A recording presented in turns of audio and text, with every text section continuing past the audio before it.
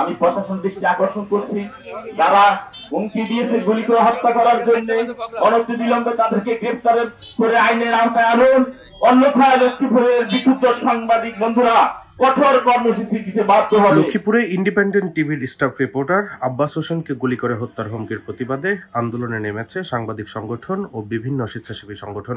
বিগত দিনে যে সমস্ত সাংবাদিক হত্যা, নির্যাতন, গুম, মামলার শিকার হয়েছে। বুধবার সকালে লক্ষ্মীপুর প্রেস ক্লাবের সামনে লক্ষ্মীপুর প্রেস ক্লাব, সাংবাদিক ইউনিয়ন সহ বিভিন্ন সংগঠনের আয়োজনে 2 ঘণ্টাব্যাপী বিক্ষোভ ও মানববন্ধন কর্মসূচি পালন করা হয়। এই কর্মসূচিতে জেলা reporters unity, reporters club, Chandraganj press club, Lakshmipur press club, সাংবাদিক নির্যাতন প্রতিরোধ cell, private hospital clinic and owners association, Lakshmipur association of blood donation organisations ও সিসিএস সহ বিভিন্ন সংগঠনের নেতারা অংশ নেন। লক্ষ্মীপুর সাংবাদিক ইউনিয়নের সভাপতি জহির উদ্দিনের সভাপতিত্বে ও জহিরুল ইসলাম শিবলুর সঞ্চালনায় বক্তব্য রাখেন লক্ষ্মীপুর প্রেস ক্লাবের সাবেক সভাপতি কামাল উদ্দিন হাওলাদার, সাবেক সাধারণ সম্পাদক কামাল উদ্দিন, সাবেক সাধারণ সম্পাদক ও দৈনিক আজকের রূপান্তরের সম্পাদক মোহাম্মদ আব্দুল মালেক, সাবেক সহসভাপতি MJ আলম, সাধারণ সম্পাদক সাইদুল ইসলাম পাবেল, সিনিয়র সাংবাদিক মহিউদ্দিন ভূঁইয়া মুরাদ, হোসাইন আহমেদ শাহজাহান, ABM নিজামুদ্দিন, হাবিবুর রহমান সবুজ, মাসুদুর রহমান খান ভুট্টু, জেলা রিপোর্টার্স ইউনিটির সভাপতি মোহাম্মদ রফিকুল ইসলাম,